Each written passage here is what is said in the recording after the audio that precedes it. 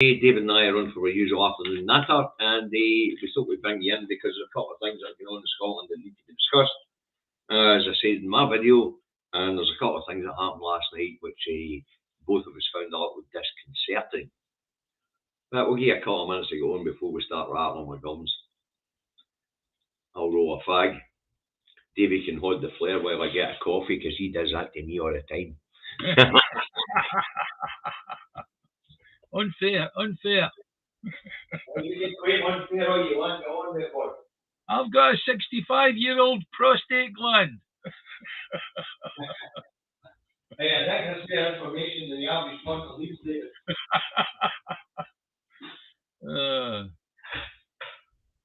Come on, guys, where are you? Anyway, tell them what it is we're going to talk about. Well, we're on about civil rights protest that's being put together. And in of itself, it's a great idea. However, it needs controlling a great deal in terms of how it's framed, what its constitution is, all the rest of it, right? Otherwise, we could have a situation where it gets really silly. I talked about this when we started doing BBC protests. When the big protests were taking place, I was really, really worried that we would end up in a situation where we get agents provocateurs.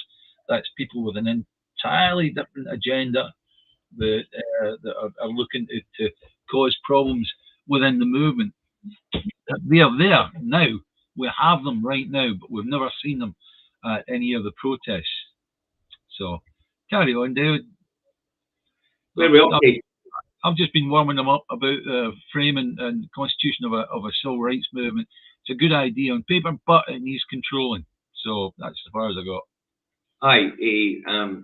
The other reasons for being concerned about the civil rights movement thing, if it's not constituted correctly and it's not tightly organised and correctly controlled, is we'll find ourselves in the sort of situation we found in Northern Ireland, where the Catholics and the Protestants doing that road across the water in the 60s put their problems and their differences to one side and came together in a civil rights movement to try and improve pay conditions and the state of Northern Ireland.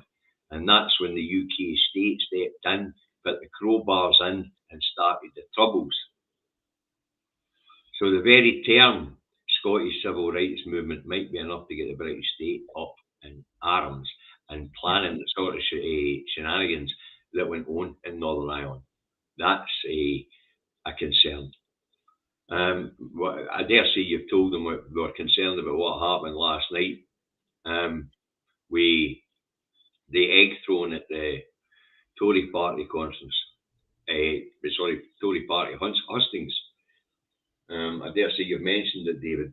No, I didn't mention it because you'd mentioned it several times on the Indie Truck Daily broadcast. The moment you start with a stupid thing, it's the thin end of the wedge, isn't it? If throwing eggs becomes the norm, then somebody will think, oh, I'll throw a brick and I'll throw it, the rest of it. I'll throw a Molotov cocktail. I'll start a riot. Yeah. It's where civil disobedience crosses into civil unrest, and that's why that's in the title of this particular chat. There's a fine line between civil disobedience and civil unrest, and we have to stay right on that line. We can't step off that line in either direction. We have to stay on the disobedience. What you need to keep in your head is how Gandhi approached this towards the end of the empire in India, right? The British Empire still got the final word. They actually partitioned and Pakistan and India and all the rest of it, right? But let's not think about that at the moment. Let's think about what the actual civil rights movement would do and what it could turn into. It could turn into a real force for good, or it could turn into a fucking mess. And unfortunately, a fucking mess is what happened in Ireland. and I don't want to see it happening here. It's what happened in Northern Ireland. We certainly don't want to see it happen here. Now, the other thing that's growing in the news is this Salvo group, David. What do you make of this Salvo group? Look, if you want independence, then you've got to keep doing what you're doing right now. We're looking towards October of next year if there's been a referendum, right? Failing that, we've got a plan C, as it's being called, which is the plebiscite election, right? Salvo are looking to use an old bit of Scottish legislation in order to create a court case, an international court case, that would eventually end up with the splitting off of Scotland from England in terms of the treaties concerned, right? If you want to see us doing this 10 years from now, then please carry on with your Salvo nonsense, because that's what it fucking is. Right, David, 10 years is only your first hearing in the international court. Yeah. You're talking about 20, 30 years for a ruling. Yeah. You know, so, and there's a misinterpretation of this act of Salvo's thing and all. They should have stuck to the claim of right. Yeah. Salvo was just a bit of legislation that allowed the parliamentarians to challenge any rulings for the Crown. Yeah.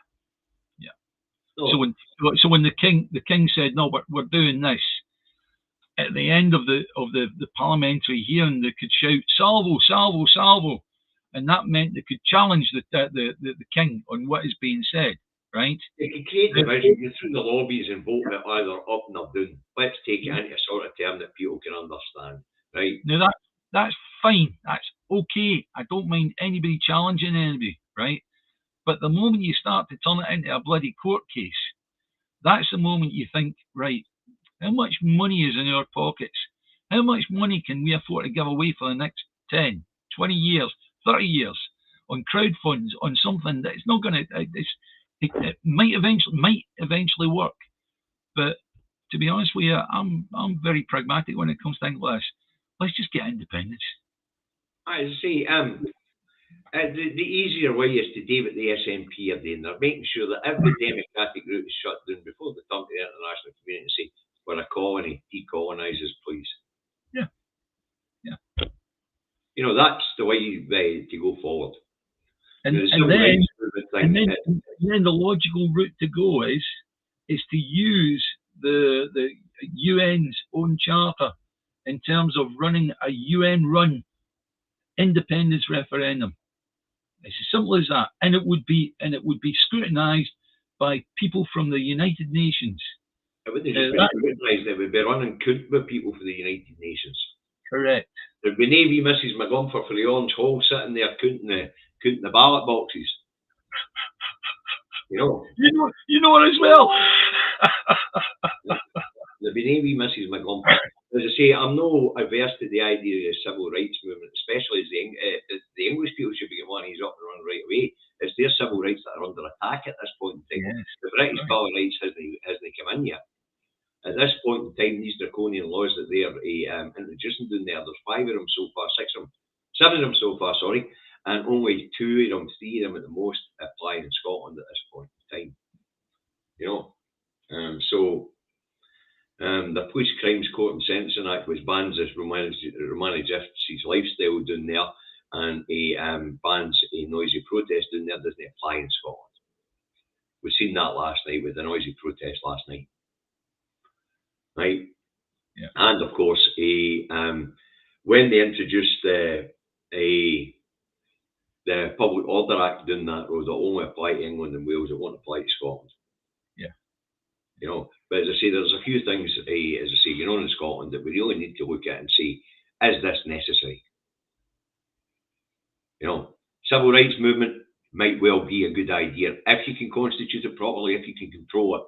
If no, like David says, it's open to infiltration, it's open to creating a new Northern Ireland style situation. I think if you look at it logically, if you assume that because people are people, it doesn't matter what constitution or how you frame it or wherever you put in place, you're not going to be able to subsequently control it. Therefore, it becomes a bad idea before you even start. Well, you know, civil rights movements throughout the world will work quite well, David, as long as you can keep a cap on them.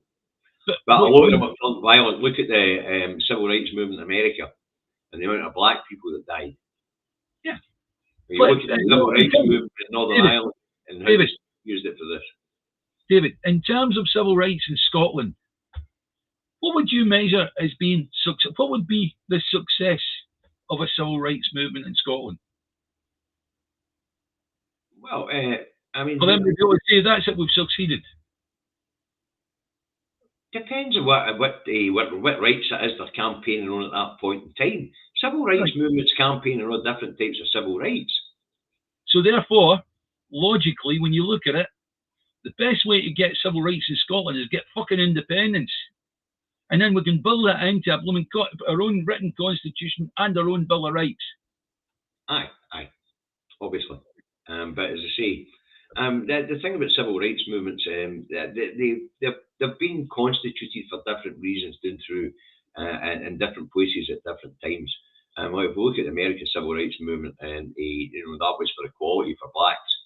If we look at the Northern Irish civil rights movement, which led to the Troubles, where the Catholics and Protestants put their difference aside, that was on pay conditions and living standards, and that allowed the British state to get their lever in there and crack it all open. And you've all heard me talk about this in my videos in the past. Any cracks in the Yes movement, and they'll get their levers in. Oh, yeah. Last night was an opportunity, whether it was agent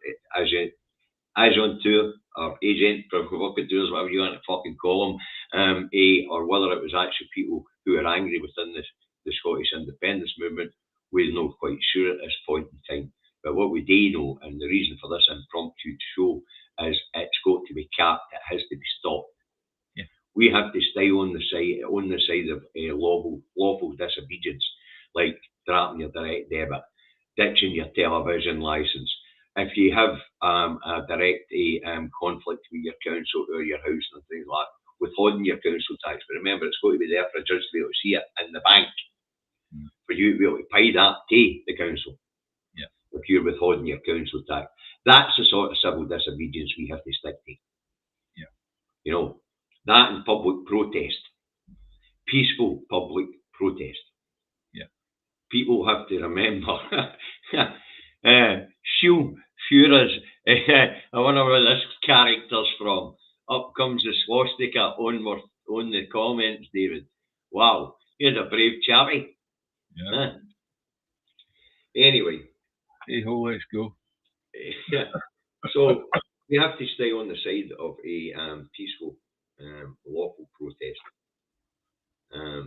We cannot, and as I say, it's the reason for this programme, we cannot stress this enough. We cannot move across that line into civil unrest. We have to stay on the Gandhi side of things. Yeah. I mean, they're already coming to the table, folks. We're at the Gandhi moment. Let me explain this to you. They're already coming to the table and telling us the same things they told the Maltese, they told the Indians, they told everybody that wanted their independence. You require our broad shoulders, and no, we won't let you. And we'll just say the exact same thing that Gandhi said. You've got a tiny wee army, and the social contract means they're not coming up here to shoot anti-MAGA anyway. So guess what? You're fucking leaving. You just haven't accepted the fact yet, but you are leaving. Yeah. And there's 5.4 millionaires. Too many of us for you to control. The moment you get a situation in society like that in India, it was all the millions of little myriad, where you're doing civil unrest, but it's done quietly. It's done in the background. And it's like these people that slowly but surely start to get the message of, we can't win here. And that's what we're giving them. We're giving them a clear message that says that they cannot win. Yeah. And we really, really need to make sure that each one of us are working every day to actually take the carpet out from under their feet so that they cannot win. Anyway. Yeah, I'm going to put this one up because I think it's important. And it says, let's face it, Nicola is the perfect role model for us, and we should follow her lead. Westminster is corrupt because they followed the leader BJ. It's more than that. It goes further back than that, Evan. But you're right. Nicola has been exemplary. She has acted like a statesperson, exactly as Gandhi did. Yeah. Exactly as Gandhi did.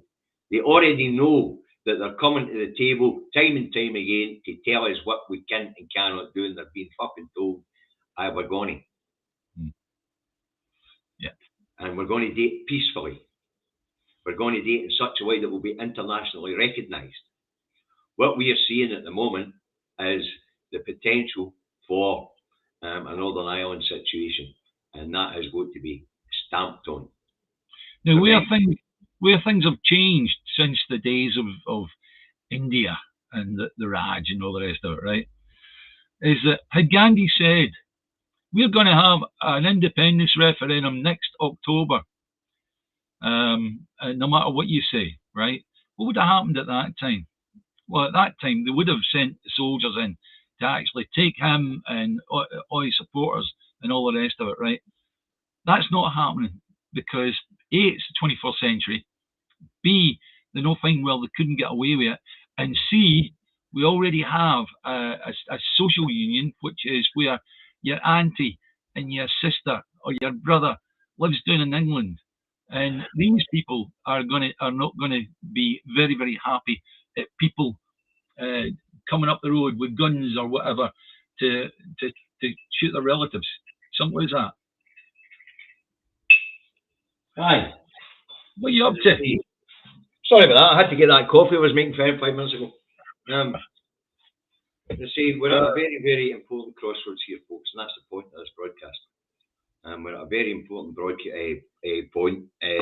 crossroads in this point in time in our campaign towards self-determination.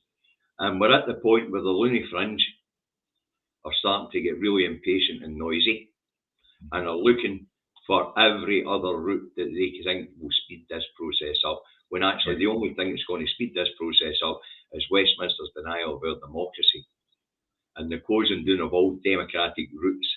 So let's just say there's a plebiscite election, and it happens to be a Westminster election instead of a Scottish election. And we send down 56 MPs again. That's the majority. That meets Thatcher's threshold. And they still won't recognise it because they say only 49.9% of the people of Scotland voted for the SNP. That's not how a first past the post system works, but hey ho. Then the next democratic route would be the next Scottish election. And when all the boxes have been ticked and shut down by Westminster, that's when we turn to the international community. And it won't be Salvo who's turning to them. It will not be the Scottish civil rights movement that's turning to them.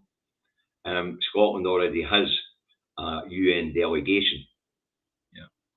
It sits behind the UK delegation in the UN, but Scotland's recognised as a partner in the Union, so therefore they get to have a representative in the room. This all came about because of the Scottish Constitutional Convention back in the 70s, and it's been around for a long time.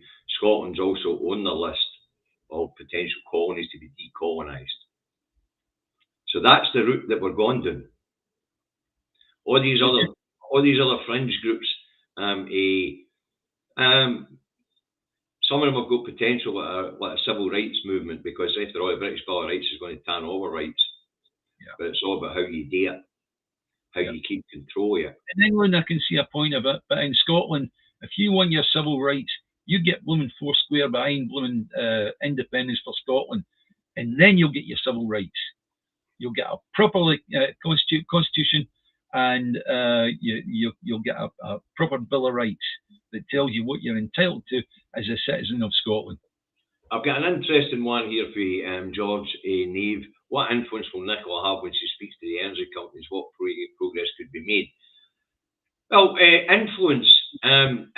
Scotland's a centre of energy here in the United Kingdom, and whatever it is they want to put up, although energy is reserved, they require planning permission from the Scottish Government. Planning is totally devolved.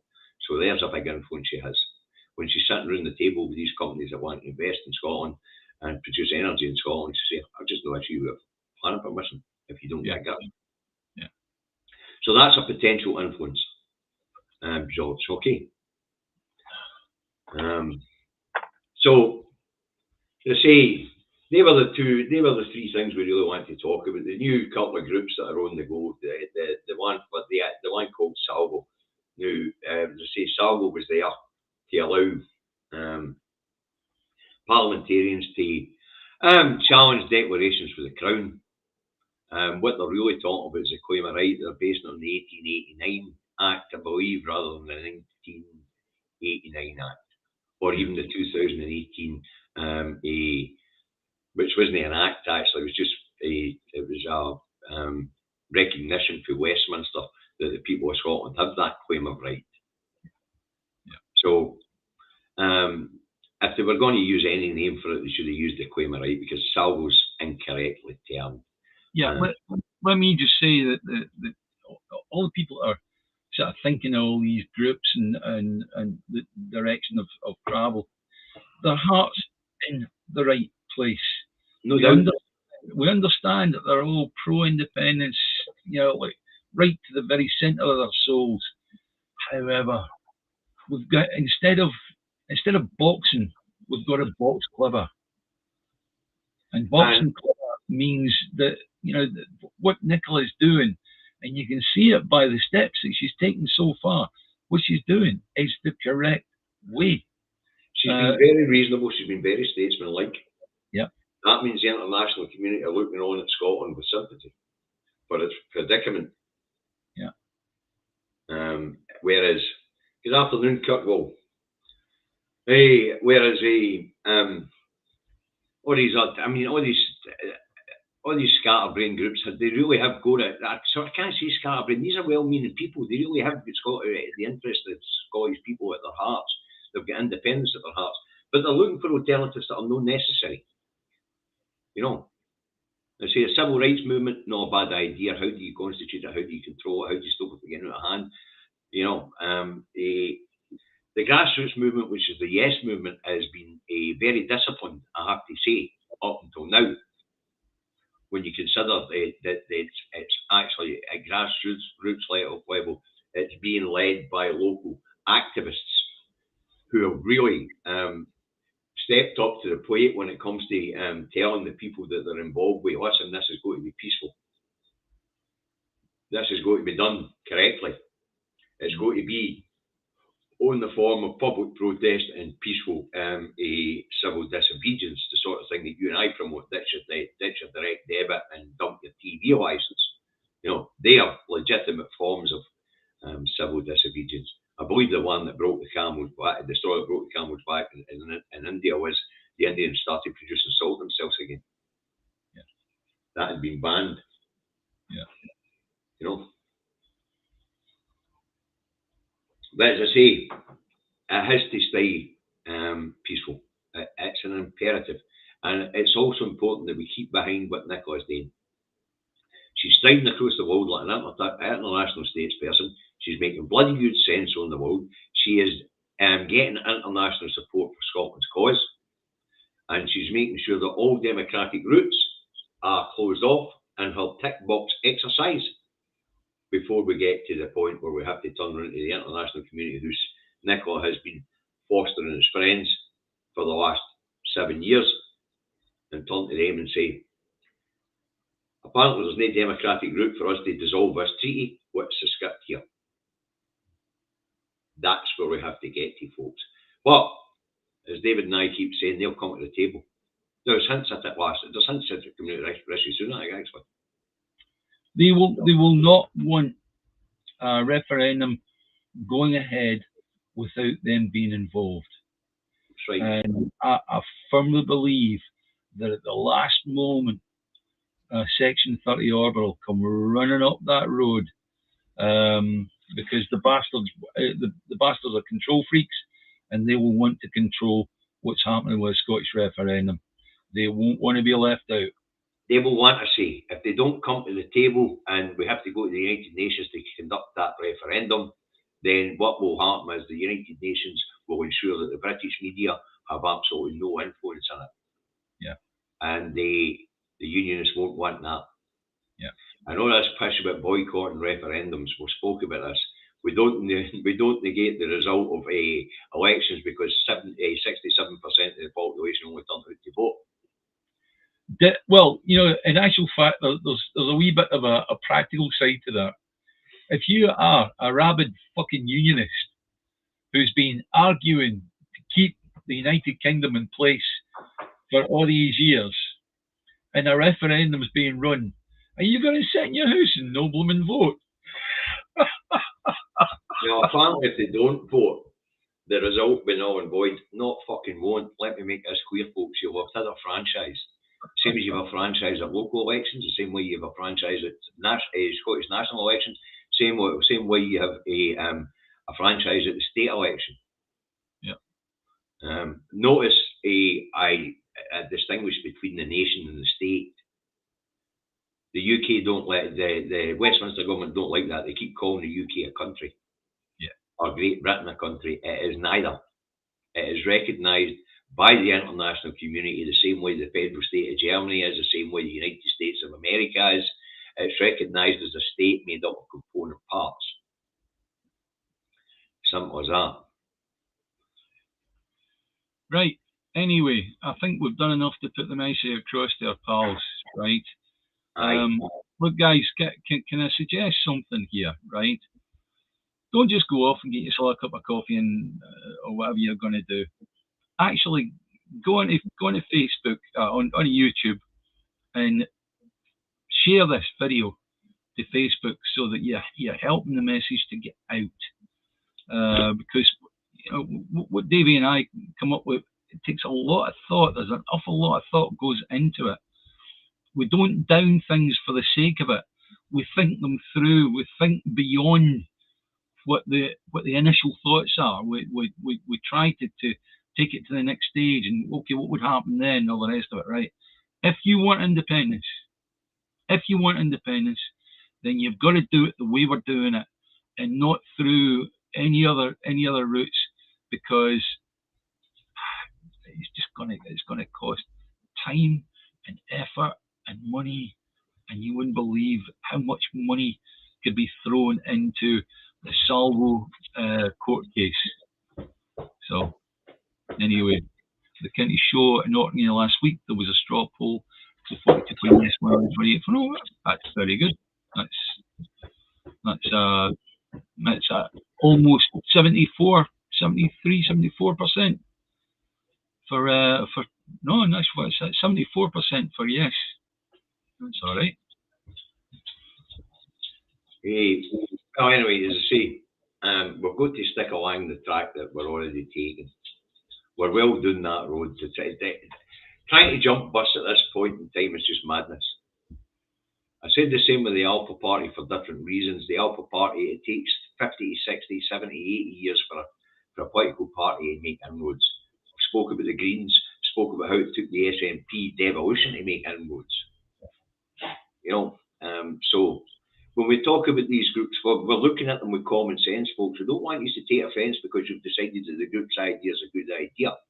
We're talking about the practicalities of what these things. Yeah. And how much time scale and how much expense these things add to the movement as it is. You know, and the fraction of opinions in the movement, that's fair enough. We all have different ideas of what the house is going to look like after we get the keys and decorate. We're going to keep our eyes on the prize and get there first. And civil disobedience, like last night's egg throwing, isn't how to do it. Yeah. So we'll wind this one up, David. So say goodbye, David. Bye-bye, David. Bye, David. See you later, folks. Share this around, smash the like button, and subscribe. Thank you.